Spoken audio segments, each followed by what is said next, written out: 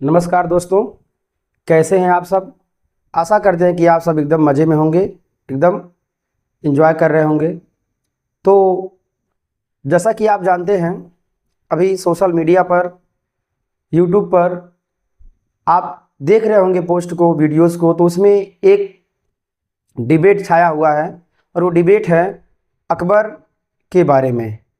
NCERT की किताब, NCERT की क्लास 8वीं की किताब में अकबर के बारे में उसे क्रूर शासक बताया गया है और ये कहा गया है कि वो 30,000 हिंदुओं का कत्लेआम किया और उनका धर्मांतरण किया, अर्थात उन्हें मुस्लिम बनने पर विवश किया।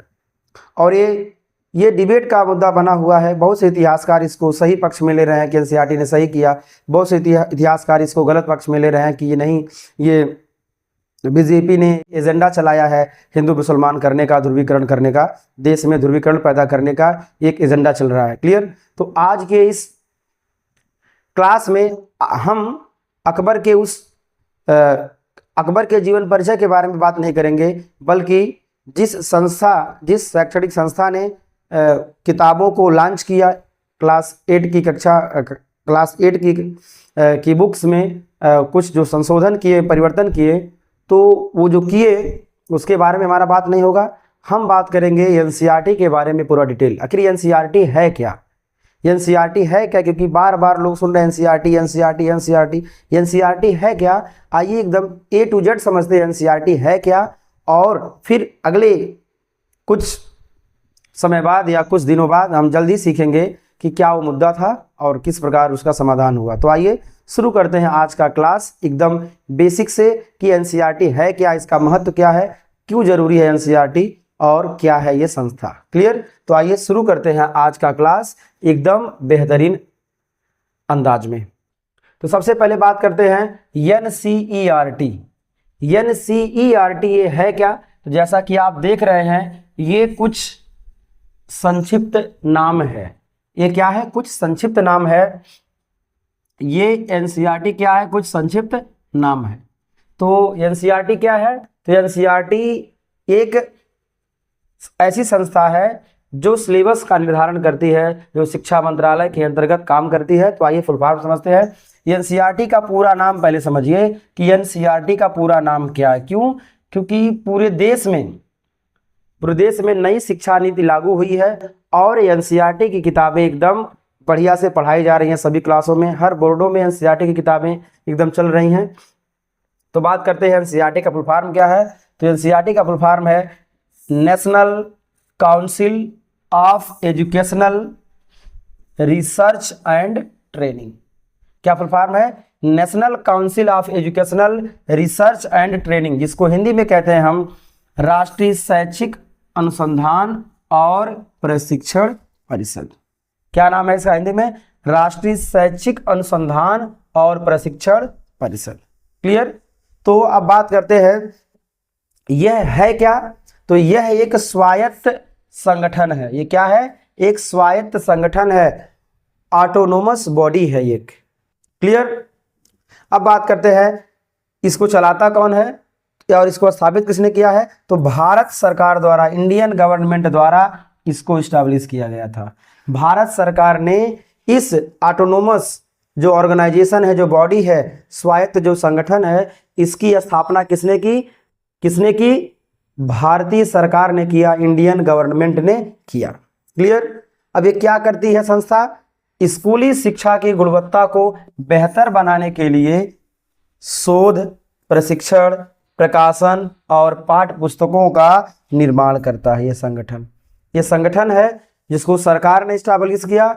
और ये संस्था क्या करती है, संगठन क्या करती है, देश में अच्छी से अच्छी शिक्षा किस प्रकार दिया जाए, शिक्षा में सुधार कैसा हो, बच्चों को क्या पाठ्यक्रम पढ़ाया जाए ताकि उनका जीवन और बेहतर हो सके और वो और देश को आगे बढ़ा पाए।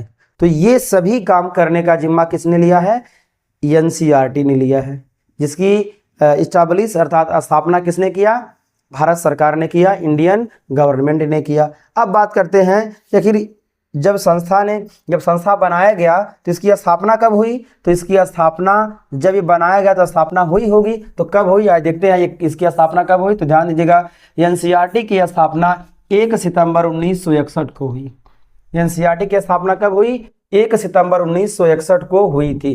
ध्यान दीजिएगा, ये जो 61 जो है 1961 कब का समय है? ये नेहरू, पंडित जवाहरलाल नेहरू जब प्रधानमंत्री भारत के थे तब इसका गठन किया गया था। आप ध्यान दीजिएगा, सन से क्लियर है।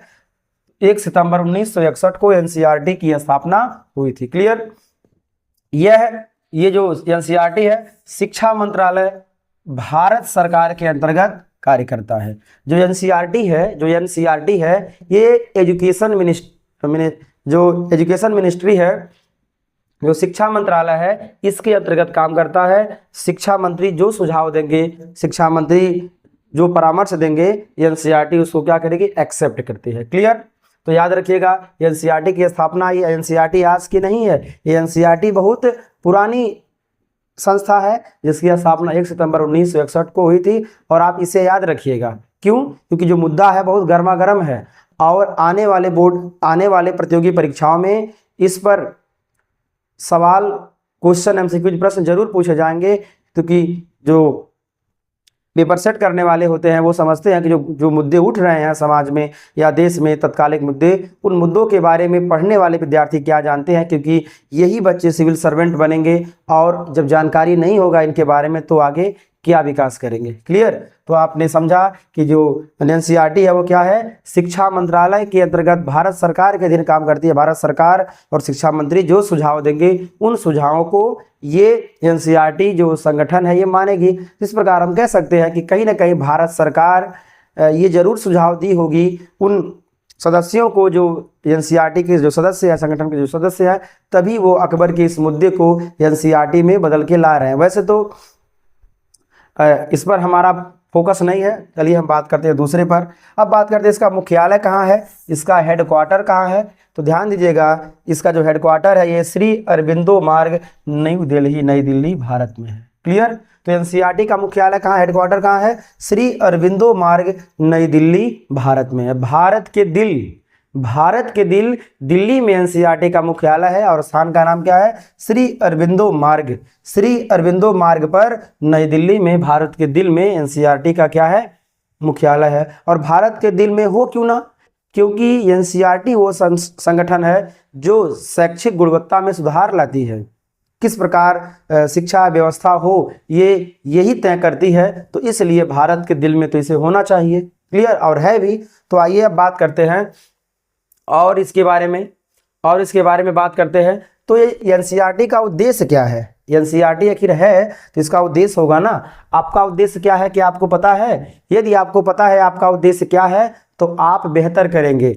यदि आप बिना उद्देश्य के चल रहे हैं तो आप बेहतर नहीं कर पाएंगे। इसलिए आप उद्देश्य बना लीजिए कि आपको रोज कम से कम, अगर हाई स्कूल में हैं आप लोग हैं, 10वीं और 12वीं में हैं, 10वीं और 12वीं में हैं, और या ग्रेजुएशन में या कंपटीशन की तैयारी कर रहे हैं, तो आप अपने दिन के घंटों को एकदम टाइम टेबल के अनुसार सेट कर लीजिए और रेगुलर पढ़िए। और हमारा काम पढ़ाना है तो हम पढ़ाते हैं, आपका काम पढ़ना है तो आप एकदम मन से पढ़िए, एकदम गोल बना लीजिए, गोल एकदम बना लीजिए। जब गोल बना लेंगे तो आपका टाइम गोल नहीं होगा और तब इतिहास बदल के भूगोल नहीं होगा। बात समझ में आ रहा है? यदि आप अपना गोल बना लेंगे तो आपका टाइम गोल नहीं होगा और इतिहास बदल के भूगोल नहीं होगा। बात समझ में आ रहा है? तो अपना गोल बना के चलिए ताकि इतिहास का भूगोल न हो पाए।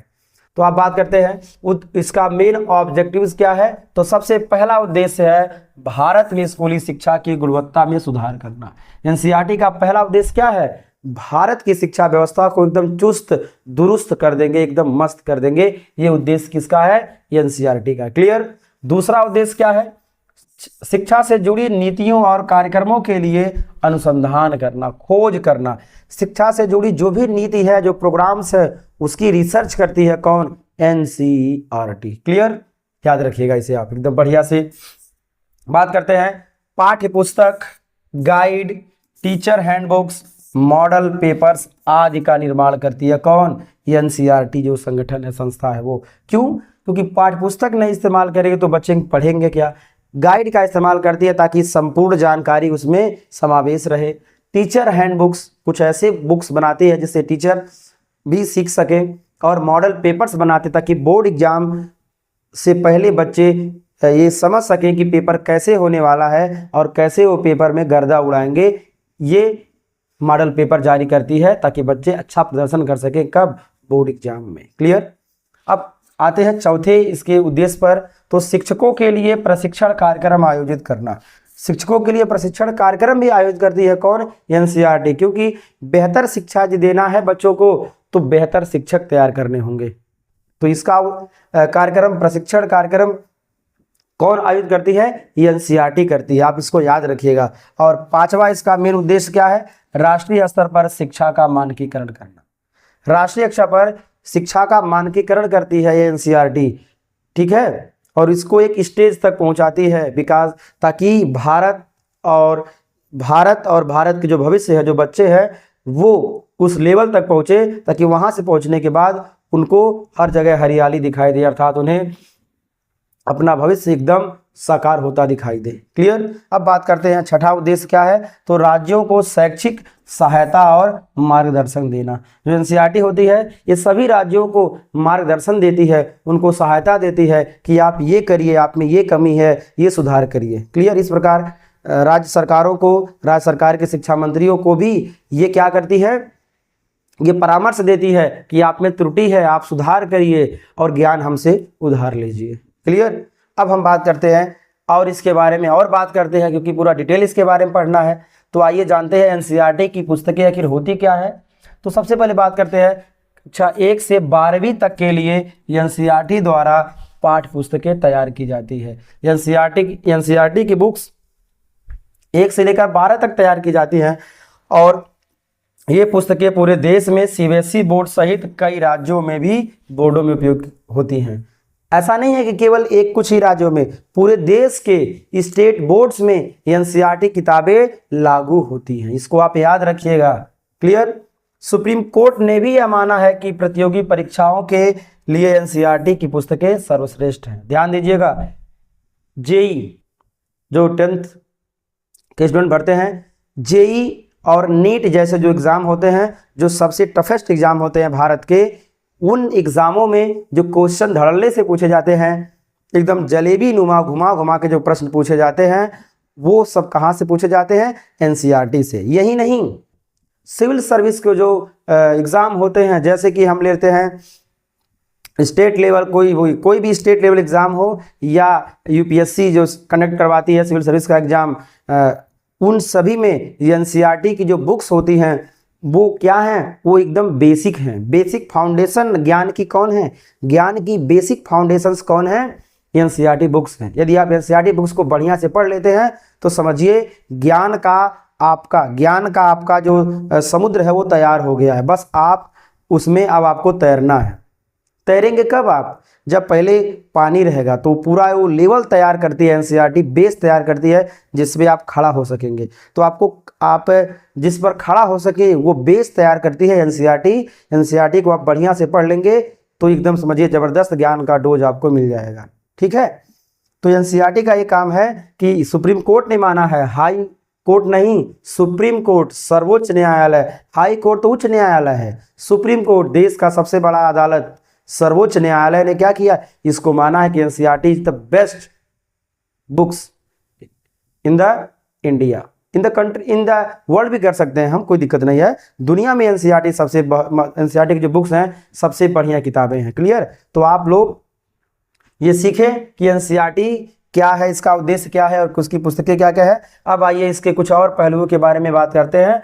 तो अब बात करते हैं एनसीईआरटी के प्रमुख कुछ विभाग हैं, क्योंकि जिसका काम इतना बड़ा है उसका सेक्टर भी तो बड़ा होगा, क्योंकि जो काम बड़ा करता है उसका संघर्ष भी बड़ा होता है। जिसका संघर्ष बड़ा होता है उसके नीचे जो पावदान होते हैं वो भी बहुत सारे होते हैं। क्लियर? तो बात करते हैं ये इसके कौन कौन से और विभाग हैं। तो इसका नाम है DERPP, जिसको हिंदी में कहेंगे शैक्षिक अनुसंधान और नीति निर्माण विभाग।